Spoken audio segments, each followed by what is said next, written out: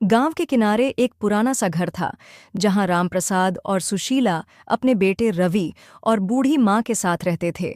उनका जीवन कठिनाइयों से भरा था, लेकिन उनके दिलों में सच्चाई और ईमानदारी थी। रवि, दादी को परेशान मत करो। उन्हें अब आराम करने दो। माँ, अब आपकी तबीयत कैसी है? कोई परेशानी तो नहीं है ना आपको? बेटा, इस उम्र में ये सारी परेशानियां लगी ही रहती हैं। बस अब तो यही इच्छा है कि मरने से पहले एक बार मोहन को देख लूं। क्या तुमने मोहन को बताया? एक बार मुझसे आकर मिले। माँ जी, आप ऐसी बातें क्यों कर रही हैं? आप जल्दी ठीक हो जाएगी। और चिंता मत करें, आप मोहन भैया जल्दी ही आ जाएंगे। वहीं दूसरी ओर मोहनलाल और कविता शहर में आलीशान जिंदगी जी रहे थे। उनके पास बड़े बड़े बंगले, गाड़ियां और ढेर सारी संपत्ति थी। कविता, कल हम लोग गांव जा रहे हैं। बड़े भैया का फोन आया था। माँ की तबीयत खराब है। वो हमसे मिलना चाहती है। मोहन, आपको जाना है तो जाए। मैं और प्रीति नहीं जाएंगे। उन भेद बकरियों के बीच वहां बहुत बदबू आती है और हर जगह मिट्टी ही मिट्टी है। मुझे बिल्कुल पसंद नहीं। चलो भी कविता, थोड़े दिनों की बात है। फिर हम अपने घर वापस आ जाएंगे। मैं सोच रहा हूँ, अगर हमारा दिल वहां लग गया तो अपना एक बड़ा आलीशान घर बना लेंगे। गांव में किसी का भी ऐसा घर नहीं होगा। कविता ने कुछ सोचा, फिर वो मान गई।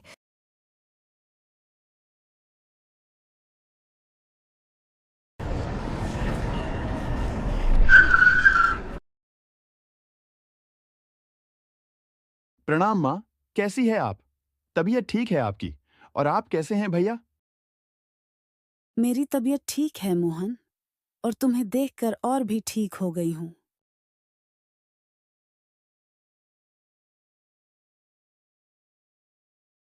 अरे वाह, ये घर तो बिल्कुल खंडहर जैसा हो गया है। इसे देखकर तो ऐसा लगता है जैसा कभी भी गिर पड़ेगा। पता नहीं आप लोग यहाँ कैसे रहते हैं। ये घर जैसा भी है, हमारे लिए बहुत अच्छा है। कविता, हमें इस घर की आदत हो गई है। हमें साधारण जीवन जीने में खुशी मिलती है। खुशी? ऐसी गरीबी में खुशी? खैर, हमें तो ये सब बिल्कुल बर्दाश्त नहीं होता। मोहन ने तो कहा था कि गांव में घर बनवाएंगे, लेकिन मैं सोच रही हूँ क्यों ना शहर से एक डिजाइनर बुलवाया जाए जो एक आलीशान घर डिजाइन करे। कविता, गांव का घर गांव जैसा ही होना चाहिए। यहाँ सादगी में जो अपनापन है, वो कहीं और नहीं मिलेगा। ये सारे छोंचले शहर के ही हैं। गांव अपनी सादगी के लिए ही जाना जाता है। मोहनलाल और कविता गांव में आए तो साथ में अपने अमीर दोस्तों और रिश्तेदारों को भी बुला लिया। उन्होंने गांव के लोगों के सामने खूब दिखावा किया। हमारे पास तो शहर में 4-4 बंगले हैं। ये गांव का छोटा सा घर मुझे तो जेल जैसा लगता है। सुशीला जी, आपको कुछ मदद चाहिए तो बता दीजिए। आखिरकार हम तो परिवार वाले ही हैं। कविता, हमें मदद की जरूरत नहीं। हमारे पास कम है, लेकिन जितना भी है उतना ही हमारे लिए काफी है।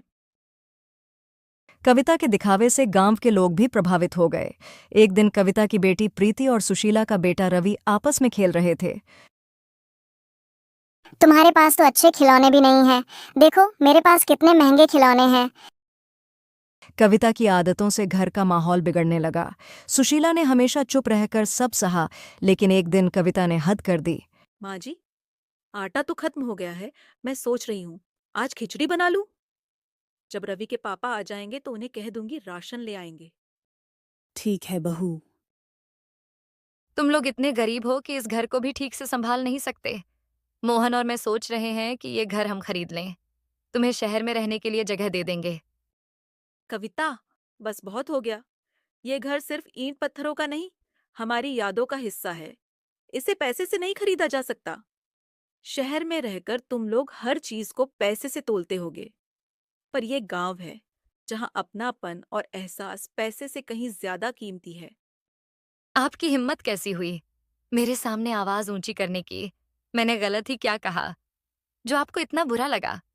जेठानी जी, कविता बहू, सुशीला बहू सही कह रही है।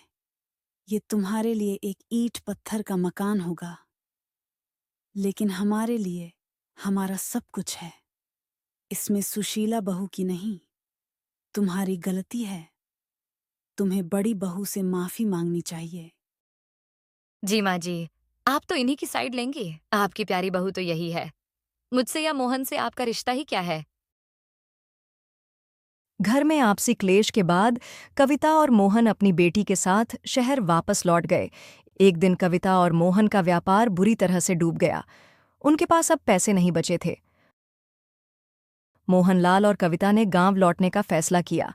अब वही लोग जो कभी अपने अमीरी का दिखावा करते थे, सुशीला और रामप्रसाद के पास मदद मांगने आए। भैया, हमें माफ कर दीजिए। हमने हमेशा पैसे का घमंड किया। ये हमारे कर्मों का ही फल है जो हमें मिला है। अपनी दौलत के घमंड में मैंने आपका भी अनादर किया। हमारी गलतियों को माफ कर दीजिए भैया। अब हमें आपकी मदद की जरूरत है। भाई साहब, परिवार का मतलब एक दूसरे के साथ खड़ा होना होता है।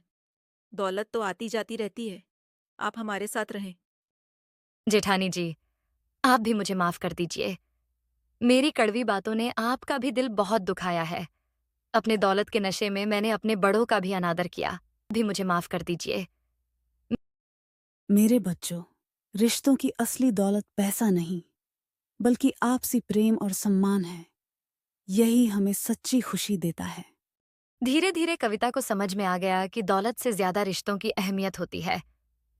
उसने सुशीला से माफी मांगी और परिवार में प्यार और अपनापन फिर से लौट आया।